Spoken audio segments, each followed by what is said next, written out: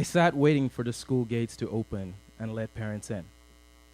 Our school's coolest parent, Dr. Tola, was always on time.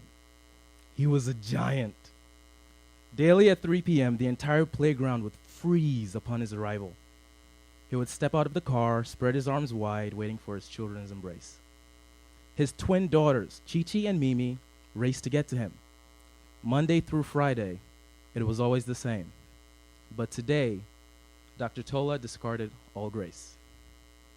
He fled the car as if on fire, screaming, "Chi-Chi, Mimi, get over here, right now, we have to go.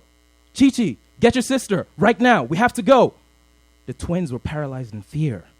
He spotted them, leapt across the jungle gym, scooped his kids up like rag dolls and headed for his car. Teachers poured out of classes, wondering what the commotion was. Parents rumbled from their cars like an avalanche, searching for their children. Dr. Tola was just the first of the onslaught. Doctor, is everything okay? Is Mrs. Tola all right?" asked my teacher. Startled, Dr. Tola responded, "I don't want to cause a panic, but you need to begin a lockdown. All the children should be in a classroom waiting for their parents. No one should be outside unsupervised. They're coming." "But doctor, who is they?" I saw my Uncle Felix wrestling the gate to reach me. He was a short man with a barrel chest and broad like a bull. He approached me with such speed that before I could ask him why all the adults seemed frightened, he threw me over his shoulders and bolted past the other families. The panic of crying children filled my ears. Landing in the back seat, I asked, "What's going on, Uncle? Tell me, why is everyone acting crazy?" My back slammed against the seat as the car jerked into motion. Uncle, please answer me." "Stop crying. Man up," he said. I'm sorry." My salty tears tasted of shame. "Don't be sorry. It's okay. I'm scared too." His voice was tight as a guitar string. "Monsters are out today." Looking outside the window, I saw hundreds of people preparing to flee. "Uncle, what kind of monsters? Where are they from?" His gaze held mine through the rearview mirror. "They look like you. They talk like you. They might even loved you once. These monsters don't have fangs or spit fire. They have a disease." "Like zombies?" "No. Conviction." "Is that like when Auntie Helen said one day Jesus will come down and smite everyone that doesn't like him?" "Yeah, like that." I leaned towards the driver's seat and yelled, "Oh, when Auntie Helen said you're going to hell because you're flamboyant?" "Uncle Felix, what does that mean?" "Your Aunt Helen's a fucking bitch. In that case, she's definitely going to hell too because her neighbor Joseph is definitely giving her more than rent." "What do you mean?" "Forget it," he said. "You're taking social studies, right? Of all the countries in the world, what makes us unique?" "I knew this. We have the largest population in Africa, and we're the only country in the world that has two equally major religions. 49% believe in a prophet, and the other 49% believe in a savior. And that's why we must alternate presidents of different faiths." Uncle Felix smiled. "Except last night, the tyrant lost the election and refused to step down." He swerved the car off the road. My head slammed against the windows and colored spots filled my vision. In a daze, I wondered, why would someone set off fireworks right now? I shook my head and climbed out of the car. My vision cleared. I listened closer. Not fireworks. Hands clamped over my mouth, muffling my scream. His voice, like shredded glass, whispered, "Do not make a sound. Look at me. The road has been blocked, and they've opened gunfire on traffic. We're going into the forest. Look at me. We only have 3 things right now: our feet, our fear, and our wits." I picked up my Spider-Man backpack and crawled into the forest after my uncle. "Uncle Felix, how did conviction infect those soldiers?" He hushed me, then looked around, making sure it was safe to talk. Satisfied with our surroundings, he continued, "Conviction makes people crazy. They don't know right from wrong, fact from myth. It can convince people that anything is true as long as it's justified." Gunshots sprayed the air. We dropped to the ground, bellies first, hands falsely shielding our skulls. Shots receded into the distance. And then we remembered to breathe. We scuttled on our hands and knees, through bushes and soil, away from death. I trembled with fear, and then I shit myself. Uncle Felix continued to distract me from impending doom by engaging my hopeless curiosity. "Do you remember the village water tower that collapsed last year?" "Of course," I said. "How could I forget? It was the village's greatest disaster. Until today."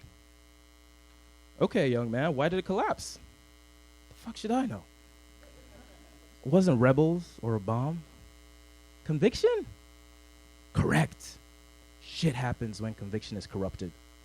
Our government and religions, the authorities of our land are corrupt on every level. Look at it this way. Imagine if the Americans gave our official $1 million to build a modern water tower so people don't get sick anymore." "Okay." Our official looks at the $1 million and says, "I have 4 kids and I want them to get a better education in the UK. But he can't afford it. So he says, with this new money, I can take care of my family. I'm sure I can get the engineer to be able to design a tower for $500,000.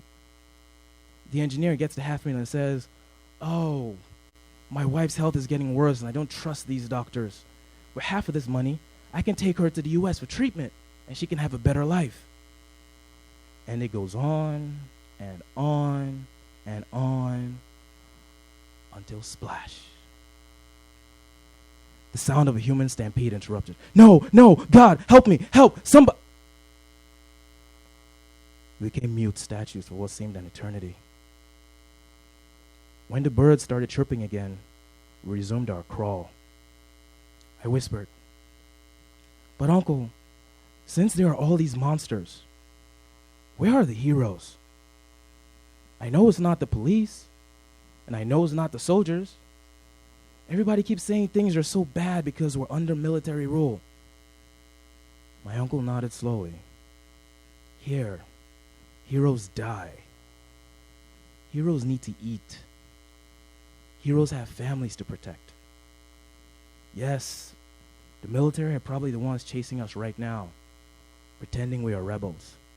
They're just following orders. Tomorrow the Tyrants will go on television and tell the nation that after the election we rebelled, so he has to stay in power. He'll say the military were protecting the peace, and the citizens will pay with their blood." My knees and hands were raw and bloody from the crawling. We had covered about 10 miles and night descended. We hadn't heard screams of bullets for a while. Uncle Felix stopped me and pointed straight ahead, and then I saw it. An open field between us and a mighty Iroko tree. The spirits of the Iroko tree were main characters in our bedtime stories. Antagonists and protagonists. Depending on the tree and the location, the spirits were as diverse as our cultures. They varied in sex, size, and curses. However, there was one constant. They were all insane. The stories always ended with them feasting on the hearts of evil men. In school, we teased, "You stole my lunch, your Iroko spirit's gonna eat your asshole." No one fucked with the Iroko tree. Once we reached it, we would be safe. The moment we chose to cross into the field, we had to run with every fiber of our being. No more forest. No more shelter. For the first time, I studied my surroundings in more detail. I noticed other families squirming in bushes. Of course, we couldn't have been the only ones that sought refuge in the forest. Like us, they were all weighing their options. A mother holding her child stumbled into the open field prepared to brave the run. We watched on, hoping to determine our chances of survival. She struggled to carry her child's weight. Something was wrong. I felt spiders in my belly. My body was vibrating. I started running. My uncle reached for me but missed. If he yelled for me to return to his side, he would give our position away. I heard him scuttling behind me. I couldn't stop running towards the woman. I had no control. Did I know her? Was that why I was running? 20 feet away, I stopped. And then I realized I was exposed and dove into a crouch to avoid detection. Or worse. Miss? She'd fallen to her knees. She didn't respond. Miss? Holding her child, she rocked wildly. My skin crawled. Miss? Stay the fuck away. I'll kill you. You will not harm my firstborn son. He's all that I have. Please, please, please. My son is just a baby. Please. I have no one else. We just want to go home. Her eyes were focused on everything and nothing. She saw monsters everywhere. Her feet were torn shreds of meat. Her sentences were incoherent and repetitious. My belly spider sped up. She compelled me. I looked at her son. He was too quiet, too still. He was a corpse. No wounds, no blood, no pupils. Just her hand over his nose and mouth. Beyond my own comprehension, I found myself prying the body from her grasp. I was disgusted with her. Fuck the monsters. All I had now was anger. The abominable sound of bullet rain filled the air once more. My uncle grabbed me and slapped me across the face. Her mind is gone. You still have yours. We must run, now! I saw families running towards the mighty Iroko tree. Some fell, and I knew they wouldn't get back up again. Uncle Felix took my hand, and I was filled with conviction to do only one thing: run. Thank you. Tosan Boyo.